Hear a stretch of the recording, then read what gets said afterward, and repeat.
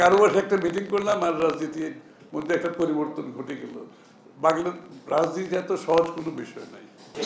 আওয়ামী লীগের সাবেক এক মন্ত্রীর বাসায় 3টি দেশের রাষ্ট্রদূতের বৈঠক অনুষ্ঠিত হয়েছে, এই বিষয়টি আপনারা কিভাবে দেখছেন? না, এটা আমাদের কোনো বিষয় না। এটা কোন কূটনীতিবিদ কার বাসায় সব এটা হচ্ছে তাদের নিজস্ব বিষয়। এটা নিয়ে বিএনপির কোনো মাথা ব্যথা এগুলো চিন্তা নেই। কতজন কত জায়গায় কত সভা করবে, দেখা করবে, এটার জন্য আমাদের কোনো বিএনপির পক্ষ থেকে আমাদের কোনো কমেন্ট নেই। না না, রাজনীতির জন্য গুরুত্বপূর্ণ কেন হবে? কারো বাসায় একটা মিটিং হলে কি এটা গুরুত্বপূর্ণ হয়ে গেল নাকি? রাজনীতি এত সহজ ব্যাপার নাকি? কারো বাসায় একটা মিটিং করলাম আর রাজনীতির মধ্যে একটা পরিবর্তন ঘটে গেল। বাংলা রাজনীতি এত সহজ কোনো বিষয় নাই।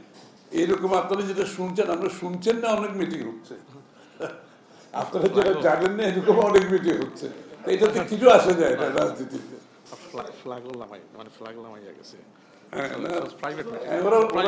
প্রাইভেটলি ওরা নাকি ফ্ল্যাগও ইউজ করে নেই ওদিন। যাই হোক, এনিওয়ে, আমি এগুলোর কোনো গুরুত্ব নেই আমাদের কাছে। আমাদের গুরুত্ব হচ্ছে আগামীর বাংলাদেশে একটা গণতান্ত্রিক অর্ডার ফিরিয়ে আনবো এবং আপনার ভরসা নির্ভরশীলতা থাকবে জনগণের উপর।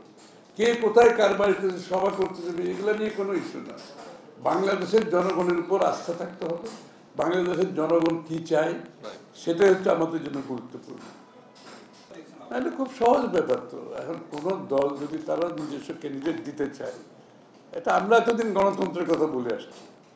এখন সবার তো অধিকার আছে, তাই না? সবার অধিকার আছে। তারা যদি ক্যান্ডিডেট কোনো জায়গায় দিতে চায় সেটা তাদের অধিকার আছে। সেটা নিয়ে তো আমাদের আলোচনার কিছু নাই।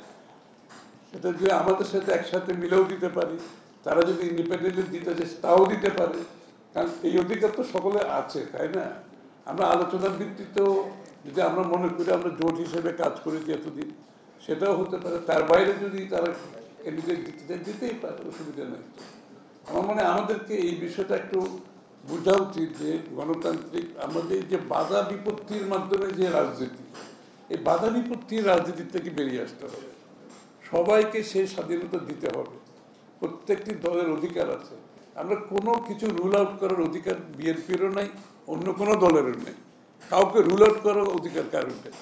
সকলের অধিকার আপনাকে সম্মান জানাতে হবে। যে জায়গাগুলোতে ঐক্যমত হবে সেটা নিয়ে আমরা এগিয়ে যাব। যেখানে ঐক্যমত হবে না, আপনি আগামী নির্বাচনে প্রত্যেকটা দলের অধিকার আছে সেটা জনগণের কাছে নিয়ে যাওয়ার। এর বাইরে কোনো আলোচনা নেই। যত ঐক্যমত শব্দটা কি ব্যবহার কি হয়েছে? ঐক্যমত কমিশন অর্থাৎ কি? যতটুকু ঐক্যমত হবে। যেটা ঐক্যমত হবে না, আপনাকে জনগণের কাছে আগামী নির্বাচনে নিয়ে যেতে হবে। কারণ আমাদেরকে তো বাংলাদেশের জনগণ কোনো দায়িত্ব দেয় নাই যে বাংলাদেশকে আগামী বাংলাদেশ কীরকম হবে সব দায়িত্ব যে রাজনীতিবিদরা বসে সমাধান করে দেবে, এই দায়িত্ব কোনো দলকে বাংলাদেশের মানুষ দেয় নাই। যেখানে ঐক্যমত হবে অতটুকু ঠিক আছে, না হলে আপনি জনগণের কাছে যান না, আগামী নির্বাচনে আপনার ম্যান্ডেট নিয়ে আসেন, আপনি যাই চান তা নিয়ে আসেন, কোনো অসুবিধা তো নেই।